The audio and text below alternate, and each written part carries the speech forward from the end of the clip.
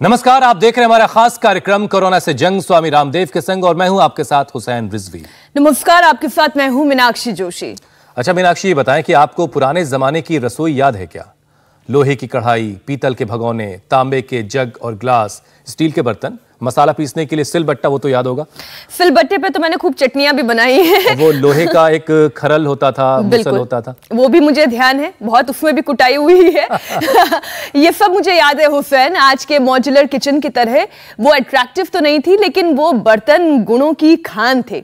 उनमें सेहत का खजाना छिपा हुआ था, जबकि आज का किचन तो खतरे का घर बनता जा रहा है।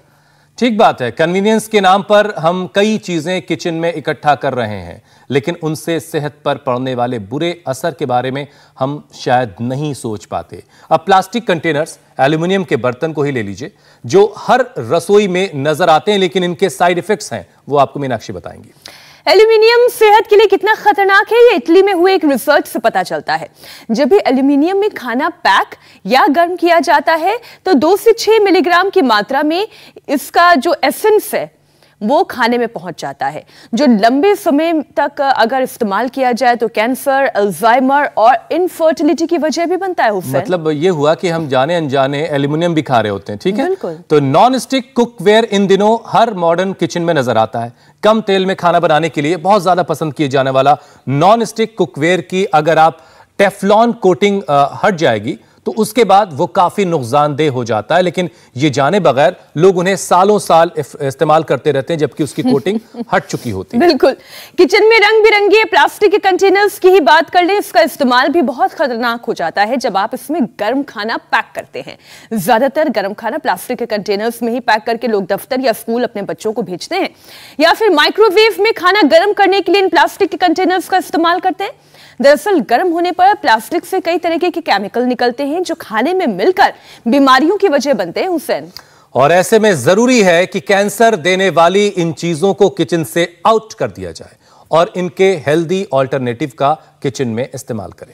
साथ ही 30 मिनट हर रोज योग तो करना ही करना है, तभी लाइफ में कैंसर की एंट्री पर ब्रेक लगेगा। तो चलिए हम सीधा चलते हैं स्वामी जी के पास, जो आज हमें न सिर्फ हेल्दी किचन, हेल्दी रसोई और कैसे गुणों की खान हमारा शरीर बन सकता है योग के जरिए, ये समझाएंगे। स्वामी जी बहुत बहुत स्वागत है आपका। स्वामी जी बहुत बहुत स्वागत है आपका। बहुत बहुत प्रणाम आपका मीनाक्षी जी, हुसैन भाई आपका भी। और ये रसोई से हमें प्लास्टिक को, एल्युमिनियम को तो हटाना ही है।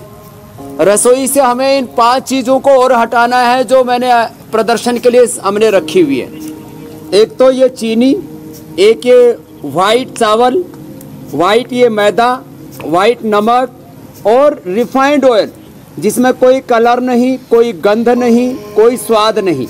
ऐसा एक इंडस्ट्री के द्वारा दुष्प्रचार कर करके लोगों को भ्रमित कर दिया गया। तो रिफाइंड ऑयल की जगह नेचुरल ऑयल और गाय का घी खाएं, चीनी की जगह जो है हनी, गुड़, शक्कर खाएं, राइस की जगह ब्राउन राइस खाएं, और मैदा की जगह जो है मोटे आटे से लेकर के, फाइबर वाले आटे से लेकर के, चोकर वाले आटे से लेकर के बाकी मोटे अनाज खाएं, और सामान्य नमक की जगह सेंधा नमक खाएं। खैर, और जो हम घरों में सामान्यतः, कुछ लोग तो एल्युमिनियम के भी बर्तन, कुछ लोग और प्लास्टिक के सब चीज़ें अपनाते हुए 2 सबसे हमने हेल्दी विकल्प रखे हुए हैं। ठीक है, स्टील वाली भी चल जाएगी, लेकिन सबसे अच्छी है ये मिट्टी के बर्तन। ऐसे लोगों को स्वावलंबन, आत्मनिर्भरता भी मिलेगी। और वह जिनके पास थोड़ा जुगाड़ है तो चांदी के यूज कर लेना। और ये गुड़ और शक्कर तो हमने करोड़ों लोगों को खाना सिखा दिया है। और ये करके यज्ञ के साथ ये कर्कटेष्टि, कैंसर के लिए ये कर्कटेष्टि होता है। इस कर्कटेष्टि को ऐसे डाला और साथ में इसमें गाय का घी डाल देते हैं, और इसका जो मंद मंद जो धूम्र आता है उससे कैंसर जैसा रोग अच्छा हो जाता है। ये हमने रिसर्च के द्वारा, अब तो इंटरनेशनल रिसर्च जर्नल में हमने रिसर्च पेपर पब्लिश कर दिया है। और bhastrika, less oxygen supply is the main cause of all diseases. Cancer cells cannot thrive in an oxygenated environment. ये 2 तो मेरे साथ लाइव एग्जाम्पल पूरे हैं, बाकी राजबाला से लेकर के अनेक को, दमयंती तक अलग अलग को अलग अलग लाभ हुआ है। ये पार्वती को तो कहाँ कैंसर था? लीवर कैंसर था बाबा जी। और कहाँ चेक करवाया था? चेक करवाए थे पटना, बड़े बड़े डॉक्टर जो आपको बीके अग्रवाल हैं, आपको ठाकुर विजय प्रताप हैं। तो पटना में चेक कराया, लीवर में कैंसर था और कितने दिन में ठीक कर लिया? 3 महीने में। कितनी देर योग किया? योग में दिन भर हमारा मन रहते, 2-2 घंटा कपाल थे। सुबह दोपहर शाम में कहते हो 1-1 घंटा कपाल भाती और अनुलोम विलोम करे। ये तो पार्वती। और तुमने कहाँ चेक करवाया था? पहले मैंने मेदांता में चेक कराया था। मेदांता में चेक करवाया। कितनी गांठ थी? 7 गांठ थी। 7 गांठ ब्रेस्ट में? मैंने एक ब्रेस्ट में ही। ब्रेस्ट में 7? हाँ जी, 7 गांठ ब्रेस्ट में थी। तो कितनी देर योग किया? 1-1 घंटे किया। 1 घंटे सुबह, 1 घंटे शाम, कपालभाति, प्राणायाम, ये सब किया था। और 1-1 घंटा कपालभाति, 1-1 घंटा अनुलोम विलोम। अब ये किया और अब क्या हाल है? अब बिल्कुल ठीक हूँ। थोड़ा बहुत भी था तो वो मैं लीच लगा के अब खत्म हो गया। यहाँ आकर के थोड़ा बहुत बचा था, वो भी 7वीं गांठ थोड़ी बची हुई थी, वो यहाँ के ठीक कर लिए एक बार। दोनों ये हमारी कैंसर की विजेता बहन है, सरला और पार्वती। चलो जाओ स्वामी जी, अब ये एक प्राणायाम की महिमा, मैं इसलिए तो हम आपसे लोगों को कॉन्फिडेंस ही नहीं आता जी। प्राणायाम की महिमा तो स्वामी जी हम आपसे रोजाना सुनते हैं, लेकिन पुराने जमाने में इस्तेमाल होने वाले किचन के बर्तनों की जो महिमा आपने बताई वो कमाल है। जो बर्तन बीमारियों की वजह बन रहे हैं हमारे रसोई में, जो आज इस्तेमाल हो रहे हैं, अरे आपने बताया की महिमा देखो।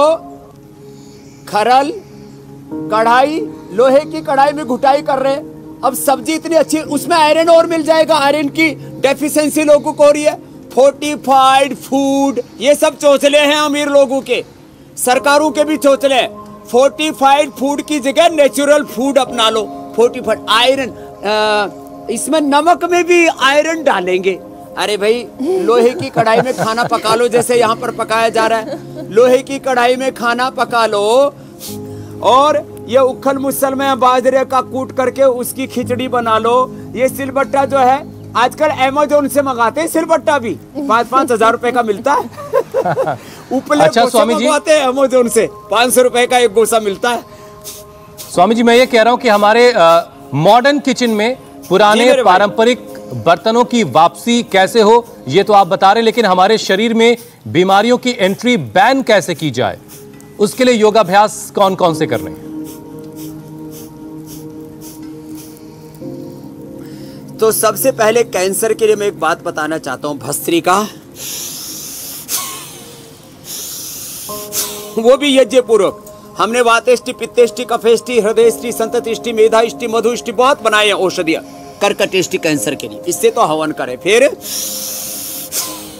ये तो छोटा हवन कुंड है, और भाई पूरे गांव को स्वस्थ बनाना हो तो ये बड़ा हवन कुंड चल रहा है। सारी सामग्रियां रखी हुई हैं और बड़ा हवन चल रहा है। भस्त्रिका प्राणायाम 5-10 मिनट ऐसे ही करें।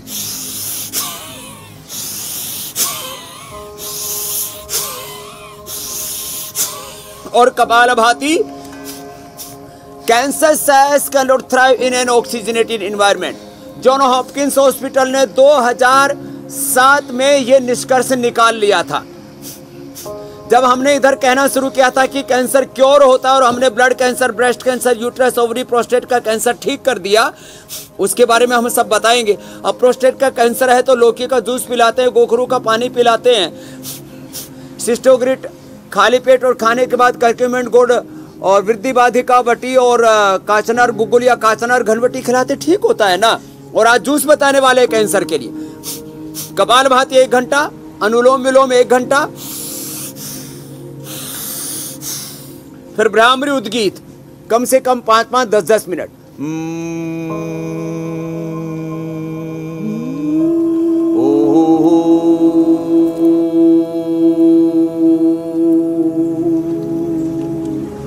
ये तो करे, ये तो करना ही करना है। इसके साथ साथ अब एक्सरसाइज में सबसे पहले चलो खड़े हो जाओ। खड़े होकर के जो भी अभ्यास करें लंबे लंबे श्वासों के साथ करें। ताड़ासन जो शुरू से ही कर रहे हैं हमारी बहन मीनाक्षी जी, ताड़ासन, तिर्यक ताड़ासन, त्रिकोणासन, कोणासन, पादहस्तासन, ध्रुवासन, वृक्षासन, लंबे लंबे श्वासों के साथ। सूर्य नमस्कार लंबे लंबे श्वासों के साथ करें ऐसे।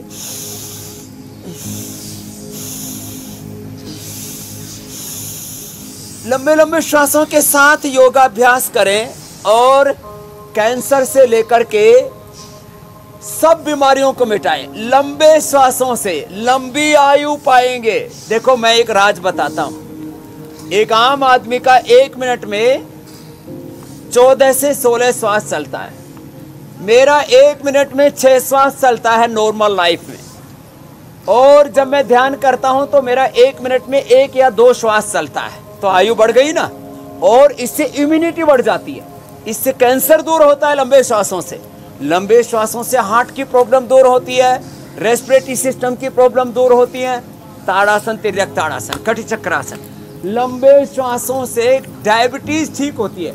लंबे श्वास लेने से मोटापा कम होता है। लंबे श्वास लेने से हमारे शरीर में जो प्राणिक ऊर्जा है, अंदरूनी ताकत है, इम्यूनिटी एक छोटा सा तत्व है जो जीवनीय तत्व है हमारा, वह हमारा सबल हो जाता है। तो लंबे लंबे श्वासों के साथ अभ्यास करने चाहिए। लंबे लंबे श्वासों के साथ कुछ लोग श्वासों पर ध्यान कम देते हैं, और विपश्यना में तो सांसों पर ही ध्यान दिया जाता है। कोई नाम, कोई मंत्र, कोई जप तप और विशेष नहीं, सांसों पर ध्यान देते हैं। प्रेक्षा ध्यान बौद्ध जैन दर्शन में, बौद्ध दर्शन में विपश्यना, लंबे लंबे श्वास। इसी से ही योगाभ्यास पर, इसी से ही सभी प्रकार के असाध्य रोग दूर हो जाते। जी मेरे भाई। स्वामी जी, योगाभ्यास पर, सांसों के लेने और उसको छोड़ने पर तो ध्यान देना ही देना है। साथ ही साथ किचन में इस्तेमाल होने वाले बर्तनों पर भी हमें ध्यान देना होगा, क्योंकि नए ज़माने के बर्तन की वजह से बहुत सारे केमिकल हमारे शरीर में जा रहे हैं, टॉक्सिक केमिकल जो कैंसर की वजह बन रहे हैं। लेकिन स्वामी जी, आप भी हमेशा कहते हैं, और हमने ये अक्सर लोगों से सुना है कि कैंसर का प्रिवेंशन ही उसका सबसे बेहतर इलाज है। और स्वामी जी, मोटापा भी कैंसर की एक बड़ी वजह है। तो बॉडी के फैट को कम करने के लिए 5 योगाभ्यास भी बहुत ज़रूरी है कि लोगों से आज करवाया जाए। तो ओबेसिटी कैंसर का एक बड़ा कारण है। उसके लिए ताड़ासन, तिर्यक ताड़ासन, त्रिकोणासन, कोणासन, पाद हस्तासन, ये तो खड़े होकर के कर लें। और जो कर सके तो थोड़ा जोगिंग भी कर लें, और कुछ नहीं तो कम से कम 2 पोज ये कर लें, ऐसे ये और एक ये 2 पोज ही कर लिए, इसी से ही मौज हो जाएगी। लंबे श्वासों के साथ फिर बैठ करके 5 पोज। देखो, ये स्थित कोणासन, चक्रियासन, अर्धहलासन, पादवृत्तासन, द्विचक्रिकासन। कैंसर के जो 5-7 बड़े कारण, उनमें से एक कारण है ओबेसिटी, दूसरा कारण है इम्यूनोसप्रेशन, लो इम्यूनिटी, तीसरा कारण है high salt intake, high caffeine intake, फिर उसका बड़ा कारण है शराब, मीट, मांस, मछली, जितना भी ये मांसाहार और खास करके रेड मीट है, और अनहेल्दी फूड जितना भी है, जंक फूड, फास्ट फूड है, और जितने भी नशे हैं, ये कैंसर के बड़े कारण हैं। जेनेटिकली भी कैंसर हो रहा है, और आजकल तो हवा, मिट्टी, पानी सब कुछ गंदा हो गया, दूषित हो गया, प्रदूषित हो गया। लंबे लंबे श्वासों के साथ मोटापा कैंसर सेल्स की खुराक है। ये बीड़ी, सिगरेट, शराब, तंबाकू आदि जितने भी जंक फूड है, अनहेल्दी फूड हैं ये सब, और फैट सेल्स ये कैंसर की खुराक है। पोल्यूशन ये कैंसर की खुराक है। और लंबे श्वास, अब देखो, जो लंबे श्वास लेंगे तो उससे कैंसर में सिस्ट भी नहीं बनेंगे। आजकल कहीं पर भी ब्रेन से लेकर के पूरी बॉडी में सिस्ट बन जाते हैं, कहीं ब्रेस्ट में, कहीं यूट्रस में, कहीं ओवरी में, और उन्हीं दंशों को झेलते हुए यहाँ पर ये बच्चे ब्लड कैंसर से लेकर के ब्रेस्ट, यूट्रस, ओवरी आदि कैंसर से पीड़ित होकर के, आज मैंने कैंसर वालों को आमंत्रित किया था लंबे लंबे श्वासों के साथ, और इनको हम यहाँ पर हील कर रहे हैं। एक तो ये अभ्यास, और फिर ये 3 अभ्यासी शेष जो ये आसन भी ना कर सके तो बैठे बैठे भस्त्रिका, कपालभाति, अनुलोम विलोम करें। तो ये 3 अभ्यास कर लेंगे तो मोटापा ये भी कैंसर का एक बड़ा कारण है। यदि हमने कारण का निवारण कर दिया, ये कार्य कारण सिद्धांत बहुत बड़ा सिद्धांत है। जिस कारण से रोग हो रहा है उसका निवारण कर दो, रोग ठीक हो जाएगा। अर्धहलासन, ये पादवृत्तासन, एक एक पैर से या दोनों पैरों से, क्लॉकवाइज, एंटी क्लॉकवाइज, ये ऐसे, ये सब अभ्यास करें, ऐसे और फिर ये ऐसे। स्वामी जी देखिए, आजकल ऐसे किया, ऐसे किया। स्वामी जी आजकल देखिए हर तरफ से चौतरफा मार है, पोल्यूशन है, खाने पीने की चीज़ों में जहरीले केमिकल्स मिले हुए हैं, बर्तन जो इस्तेमाल हो रहे हैं वहाँ से टॉक्सिक केमिकल हमारे शरीर में जा रहे हैं। तो ऐसे में वर्कआउट, योगाभ्यासी, बर्तन धोने का पाउडर भी केमिकल वाला, उसके लिए भी हमने पतंजलि सुपर डिशवॉश बार जो है राख और नींबू से तैयार किया, उससे भी लोगों को कैंसर हो रहा है। डॉक्टर गुप्ता हमारे पास बैठे ये बता रहे, लोग केमिकल वाले चीजों से बर्तन साफ करते हैं, उसका भी कहीं ना कहीं आंसर रह जाता है। जैसे मीनाक्षी जी बता रही थी, एल्युमिनियम वालों का भी, एल्युमिनियम की फैल, एल्युमिनियम के बर्तन, उसे भी थोड़ा थोड़ा करके अंदर ये जहर जाता है और वही फिर कैंसर का रूप ले लेता है मेरे भाई हुसैन। लेकिन स्वामी जी, मैं ये कहना चाह रहा था कि क्या ये बात दावे के साथ कही जा सकती कि रोजाना अगर हमारे साथ 30 मिनट योगाभ्यास कर लिया तो कैंसर जैसी बीमारी का खतरा भी 40 से 50% तक कम कर लेगा, जो भी आदमी हमारे साथ योग करेगा, वर्कआउट करेगा? जो आधा घंटा करेगा तो 50% और 1 घंटा करेगा तो 100% कैंसर नहीं होगा। ये मेरे से स्टैम्प पेपर पर लिखवा करके ले लो। तो ठीक है स्वामी। तो आधा घंटा तो हमारे साथ साथ कर ले, फिर आधा घंटा फिर जो हमने सिखाया उसको कंटिन्यू कर ले, बंद क्यों करे। और 1.5 घंटा कर लिया तब तो फिर अमृत चखा वाला मामला हो जाएगा स्वामी जी। और वो सूरज की धूप में कर ले तो बात ही क्या, उससे vitamin D, B12, calcium, iron और तमाम तरह के न्यूट्रिशंस की भी कमी नहीं रहेगी। बिल्कुल बिल्कुल। अच्छा स्वामी जी, पुरुषों में सबसे ज्यादा फूड पाइप, लंग्स और पेट के कैंसर देखे जाते हैं। परेशानी यह है कि वक्त पर इसका पता ही नहीं चल पाता। बॉडी में क्या बदलाव कैंसर की तरफ इशारा करते हैं, मतलब हम कैसे रीड करें कि हमारी बॉडी में कैंसर के सेल्स पनप रहे हैं, ऐसे क्या चेंजेस होते हैं जिसको आसानी से हम पढ़ सकते हैं, समझ सकते हैं? क्या शरीर में कुछ इस तरह के सिग्नल होते हैं जिससे हम वक्त रहते उनका पता लगा लें?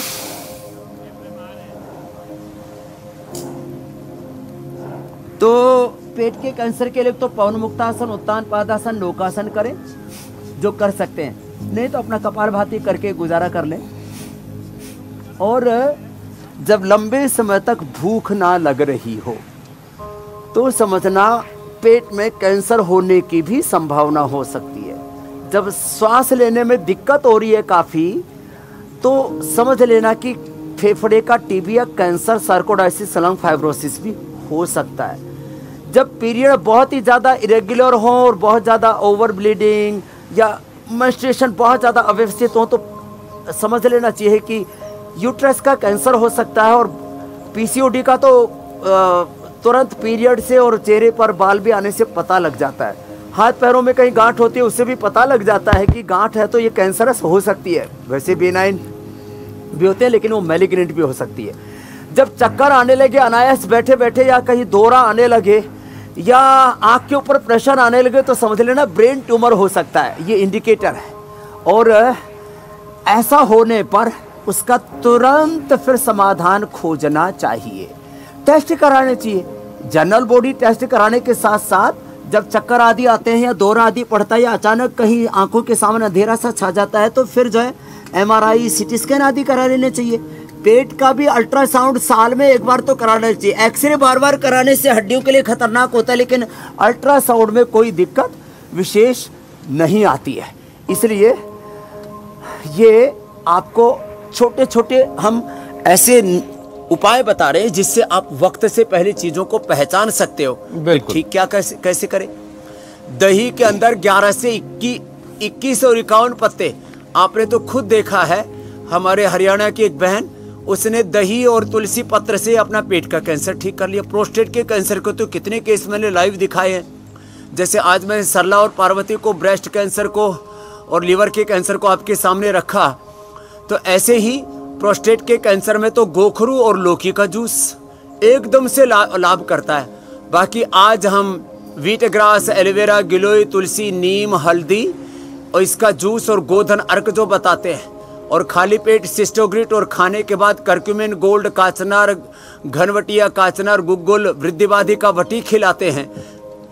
फिर थोड़े दिन के लिए घी बंद कर देते हैं। घी खाना नहीं, घी से हवन करना। और जो है जितना हो सके रो डाइट, कच्चा आहार, सात्विक आहार, और ये तमाम तरह की इन केमिकल से बचे। अच्छा स्वामी जी, देखिए आपने गारंटी तो दे ही दी है। बेस्ड फूड और न्यूट्रास्यूटिकल, पता नहीं क्या क्या लोग खाते रहते। स्वामी जी देखिए, आपने गारंटी दे दी है कि अगर 1 घंटा धूप में कोई वर्कआउट कर लेगा आपके साथ तो कैंसर जैसी बीमारी 100% उसको नहीं होगी। लेकिन फिर भी खुदा न खास्ता किसी को हो गई, इलाज के दौरान फिर कैंसर पेशेंट्स की बॉडी में बहुत सारे कॉम्प्लिकेशंस होते हैं। बहुत सारे लोग शरीर के अंदर बहुत तरह की जलन की शिकायत करते हैं, बहुत ऐसे जैसे कहीं आग सी लगी हुई है। तो इस तरह के मामलों में क्या उपाय करने हैं? तो लोग क्या होता है, ज्यादा कैंसर बढ़ जाएगा तो मैं कहूंगा, मैं कोई किसी भी तरह से लोगों को भ्रमित नहीं करना चाहता। जब बहुत ज्यादा कैंसर बढ़ जाए तो ऑपरेशन करवाना पड़ेगा। मैं कहता हूं सर्जरी और इमरजेंसी में लाइफ सेविंग ड्रग्स वो जरूरी हो जाते हैं। ये 2 चीजों के लिए मैंने एलोपैथी में सॉफ्ट कॉर्नर नहीं, मैं उनके योगदान को सराहता हूं। तो जब बहुत ज्यादा कैंसर बढ़ जाए तो ऑपरेशन करवा ले। और मल्टीपल कैंसर होने पर कई बार रेडिएशन कीमो भी लेते हैं, लेकिन उसमें इम्यूनिटी ध्वस्त हो जाती है। तो इसके लिए मैं उपाय बताता हूं कि जब रेडिएशन लेते हैं और कीमो लेते हैं खास करके, उस दौरान तो पूरा शरीर अंदर से जलने लगता है। तो क्या करें? तो एक तो उस दरमियान शीतकारी प्राणायाम करें। बाकी सब भस्त्रिका, कपालभाति, अनुलोम विलोम तो करना ही है। शीतली और शीतकारी ये प्राणायाम करें। व्हीट ग्रास, एलोवेरा, गिलोय, तुलसी, नीम, हल्दी, थोड़ा मधु डाल करके और गोधन अर्घ, गोधन में भी थोड़ा मधु डाल लें, एकदम से शांत कर देता है। व्हीट ग्रास और एलोवेरा तो कितना ही भयंकर उपद्रव हो रहा हो ना, और लौकी का जूस वो तो एकदम से जो अंदर का पित्त बढ़ा हुआ होता है, पूरे शरीर में जलन होने लगती है, फफोले पड़ जाते हैं, मुंह में छाले पड़ जाते हैं, पूरे शरीर पर फफोले पड़ जाते हैं, बाल पूरे उड़ जाते हैं और आंखों के सामने अंधेरा सा छा जाता है, पूरा शरीर कमजोर हो जाता है। तो उसके लिए ये व्हीट ग्रास आदि रामबाण है। फिर कामधुधा रस और मोती पिष्टी, कामधुधा रस और मोती पिष्टी बराबर मात्रा में लेकर के आधा ग्राम शहद के साथ, मलाई के साथ या पानी में घोल करके पिला देते हैं, एकदम से पित्त का प्रशमन हो जाता है। जौ के आटे की रोटी और जौ का दलिया पित्त का एकदम से प्रशमन कर देता है। और शीशम के पत्ते, दूब घास और बिल्व के पत्तों का रस, संजीवनी घास, ये भी एकदम पित्त का प्रशमन कर देते हैं। जितना भी हो सके वो रो खाएं और सलाद खाएं और वेजिटेबल्स का प्रयोग करें। मसाले बंद कर दें, पानी ज़्यादा पिए, एकदम से पित्त का प्रशमन हो जाएगा और ये जो जलन रूपी जो उपद्रव होता है ये शांत हो जाएगा। हुसैन भाई, अच्छा स्वामी जी, दवा अवश्य करें। जी, जी, रेडिएशन कोई में ऑपरेशन के बाद भी, नहीं तो रिकरेंस होने का खतरा बना रहेगा। स्वामी जी, मैं पूछ रही थी कि दवा और कीमो की वजह से कई बार मुंह में लार बनना भी बंद हो जाती है, क्या आयुर्वेदिक उपाय के जरिए ये ठीक किया जा सकता है? और इसमें क्या कोई योग भी है जिससे करना चाहिए जिससे कि मुंह में लार बनने लगे?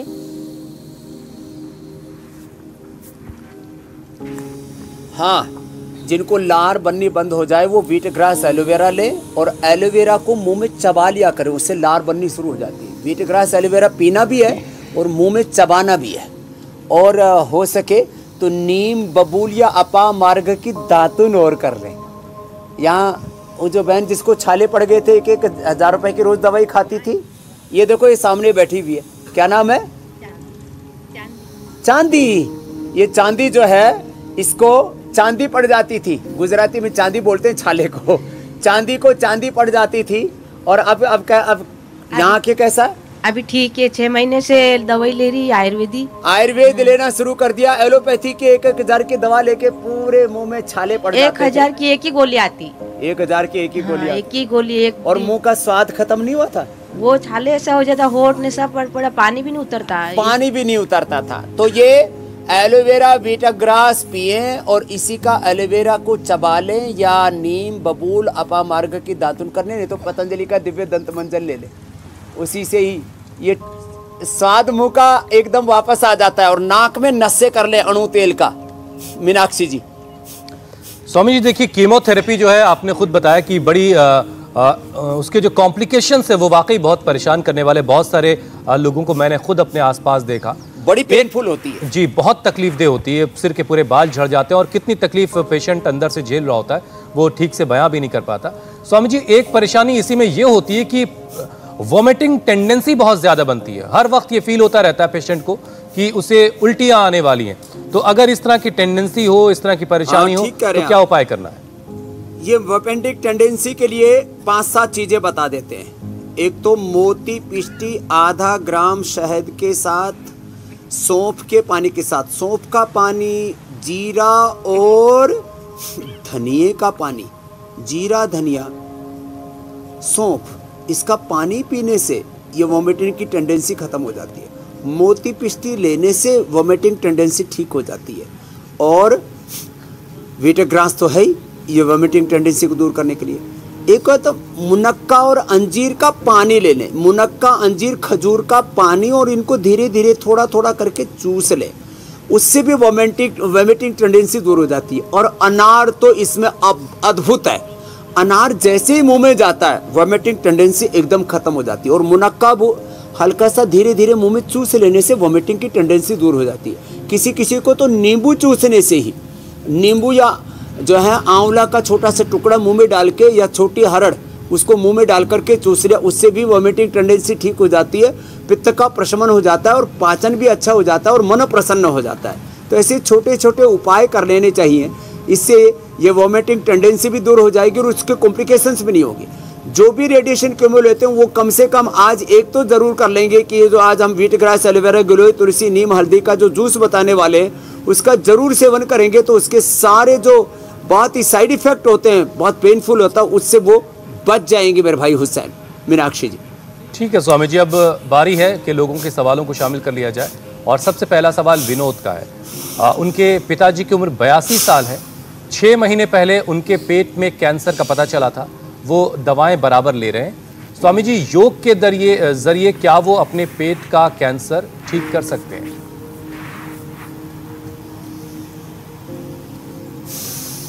मंडूकासन, शशकासन या योग मुद्रासन और लेट करके पवन मुक्तासन ये जरूर करें। और सर्वकल्प और कायाकल्प को क्वाथ पी लें। खाली पेट लिवोग्रित और खाने के बाद लिवामृत ये सेवन कर लें। और इसके साथ साथ ही जो मैंने सिस्टोग्रिट डायमंड और कर्क्यूमिन गोल्ड बताया था, वो भी सिस्टोग्रिट डायमंड खाली पेट और कर्क्यूमिन गोल्ड खाने के बाद, इतना उपाय कर लेंगे और खान पान में जैसे बताया वैसे सावधानी रखेंगे तो निश्चित रूप से पेट के कैंसर से, और थोड़ा थोड़ा 100 ग्राम से शुरू करें।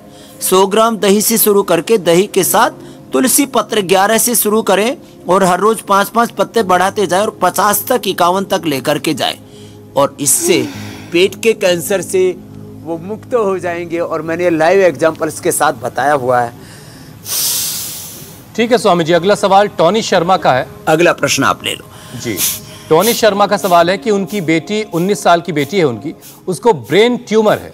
3 साल पहले सर्जरी हुई थी, जिसके बाद उनकी बेटी बोल और सुन नहीं पाती है। सर्जरी के बाद से बेटी बोल और सुन नहीं पा रही है। तो क्या कोई ऐसा उपाय है कि उनकी बेटी की सुनने और बोलने की क्षमता वापस लौट आए?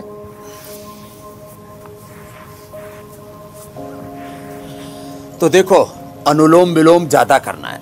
ब्रेन ट्यूमर हो भी गया है ना, मैंने तो बिना ऑपरेशन के, नहीं तो दोबारा से, जैसे यूकेलिप्टिस को काटो ना, दोबारा से उसमें से कोपले फूट आती हैं, ऐसे ब्रेन ट्यूमर को काट देते हैं ना तो दोबारा से वही टेंडेंसी। यहाँ बहन बैठी हुई है हमारी जहराज वाला, इसको एक जगह से हुआ था, एक जगह से काटा, फिर दूसरी जगह फूल आया, ये टेंडेंसी हो जाती है। तो अनुलोम विलोम प्राणायाम करें, दोबारा से कैंसर रिकरेंस नहीं होगा। जो कॉम्प्लिकेशन है, बोलने की दिक्कत आई है, सुनने की दिक्कत आई है, और किसी किसी को तो देखने की भी दिक्कत आती है, तो वो भी कपालभाति और अनुलोम विलोम 1-1 घंटा करने से दूर होंगी। देखने की दिक्कत आई हो तो आईग्रिट गोल्ड ले लें 2-2 गोली खाली पेट। सुनने की दिक्कत आई है तो ईयर ग्रिट गोल्ड ले लें। और जो बोलने की दिक्कत है उसमें स्वासारी, त्रिकुटा या सीतोपलादी कोई भी एक चूर्ण 2-2 ग्राम शहद के साथ चाट लिया और उसमें थोड़ा बहड़ा और डालें, माने स्वासारी, त्रिकुटा या सीतोपलादी 20-20 ग्राम और बहड़ा 20 ग्राम मिलाकर के शहद से चटा दिया। और थोड़ा सिंहासन, सर्वांगासन और हलासन जो हमने अभी करके दिखाया था वो कर लिया तो बोलने भी लग जाएंगे। तो ये हमने किया हुआ है सारा प्रयोग। तो उनको भी निश्चित रूप से फायदा होगा। अगला प्रश्न आप ले लीजिए। स्वामी जी, अगला सवाल निधि का है। निधि शर्मा ये पूछ रही हैं अपने भाई के लिए। उनके भाई को किडनी की प्रॉब्लम है और किडनी में क्रिएटिनिन लेवल बढ़ा हुआ है, खाया पिया पचता नहीं है, उनके लिए कुछ उपाय बताएं।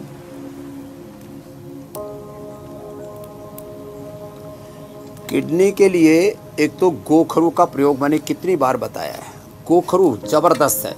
और फिर अब एक नई बात सामने आई है कि धनिए का पानी पीने से किडनी के सारे फंक्शंस नॉर्मल आ जाते हैं। ये मुझे अभी 2 ही दिन पहले पता लगा है। 12 क्रिएटिनिन था और अब 1 पॉइंट से नीचे आ गया। तो धनिए का पानी पिए, गोखरू का पानी पिए और प्राणायाम नियमित रूप से करें, मिट्टी पट्टी करें, तो निश्चित रूप से किडनी के फंक्शंस नॉर्मल आ जाते हैं। और खाने में जौ के आटे की ही रोटी खाएं, बस ऐसे छोटे छोटे। और ये पॉइंट दबाए कपालभाति करते करते। अगला प्रश्न। अच्छा स्वामी जी, कई जगह मैं ये पढ़ रहा था कि जैसे आप बार बार अलग अलग चीज़ों के इस्तेमाल के बारे में बताते हैं। एक चीज़ है कलौंजी, कुछ लोग उसे मगरैल भी कहते हैं, और उसके लिए कहा जाता है स्वामी जी कि मौत को छोड़कर बाकी बहुत सारी परेशानियों का इलाज उसमें कुदरत ने छिपा रखा है। क्या वाकई ऐसा है?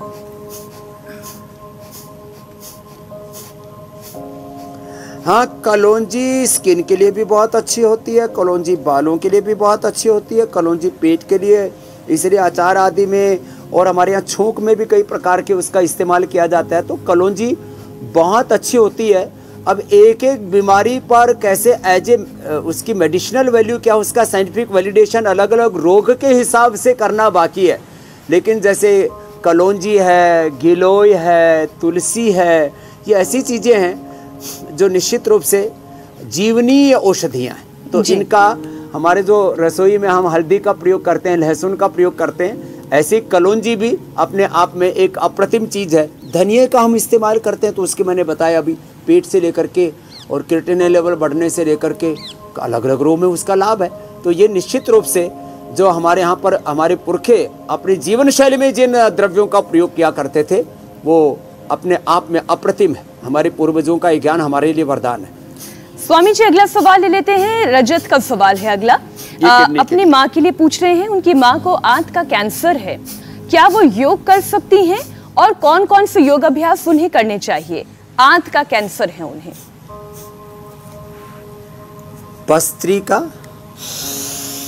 बस्त्री का आधा से 1 घंटा, कपालभाति बहुत तेजी से ना करें, आधा से 1 घंटा, धीरे धीरे बढ़ाएं, आधा से 1 घंटे तक लेके जाए।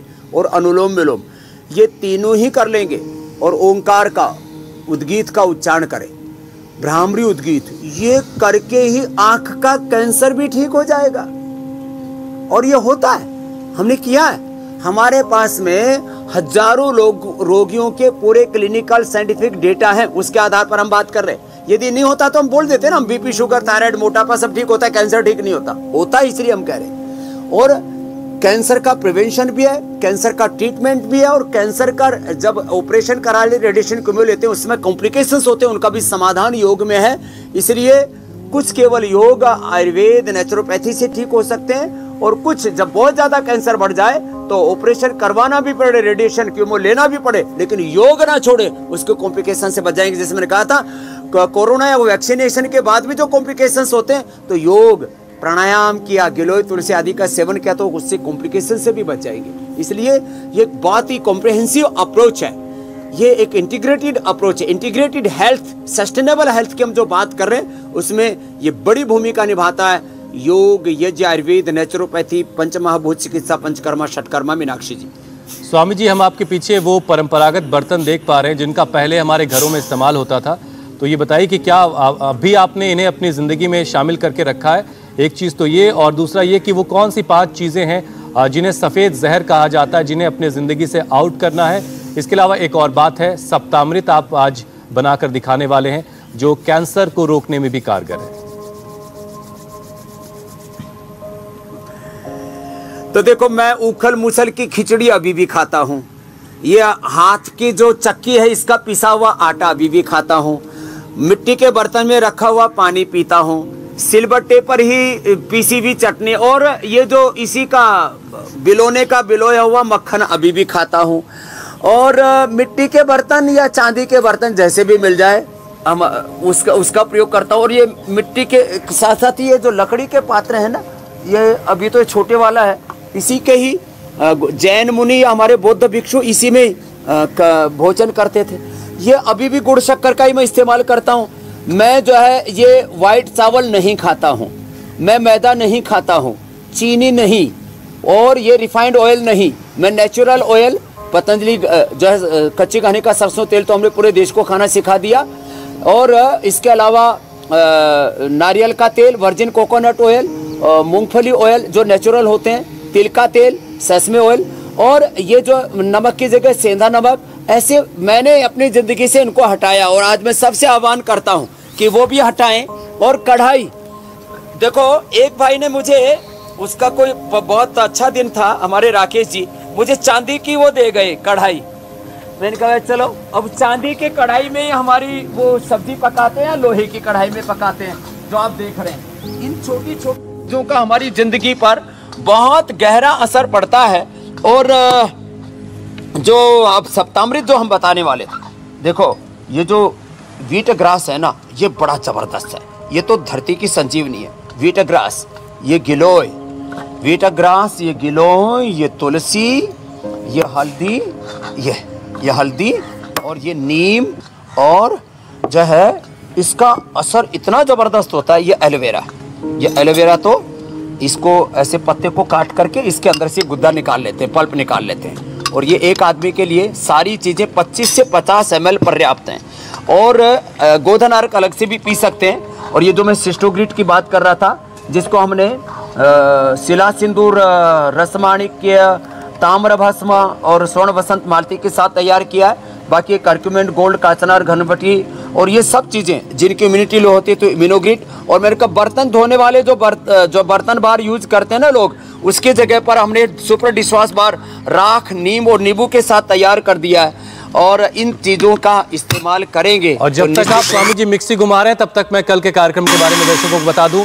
सर्दी में खराब हाजमा और पेट दर्द की टेंशन, बताएंगे किस योग से परफेक्ट रहेगा डाइजेशन। एसिडिटी, कोलाइटिस, अल्सर से हैं परेशान, पेट सेट करने वाला पंचामृत घर पर कैसे बनाएं, स्वामी रामदेव कल सुबह 8 बजे आपको बताएंगे। तो कल का ये कार्यक्रम आपसे बिल्कुल मिस नहीं होना चाहिए, क्योंकि पेट अगर फिट है तो आप फिट हैं। स्वामी जी, सप्तामृत तैयार है? तो जूस तैयार हो गया है सप्तामृत। और स्वामी जी खरल की तैयार है, और लोग अपने घरों में अब ये बनाने भी लग गए हैं। स्वामी जी, खरल की खूबी ये है कि आस पड़ोस से ये रिश्ते भी बेहतर बनाता है, क्योंकि मांगे मांगे हर एक घर भी जाता है। अब आपसे अनुमति लेते हैं। बहुत बहुत शुक्रिया, बहुत बहुत धन्यवाद स्वामी जी। इंडिया टीवी हर वक्त हर जगह डाउनलोड करने के लिए सर्च करें India TV news Google play store या ऐप स्टोर पर।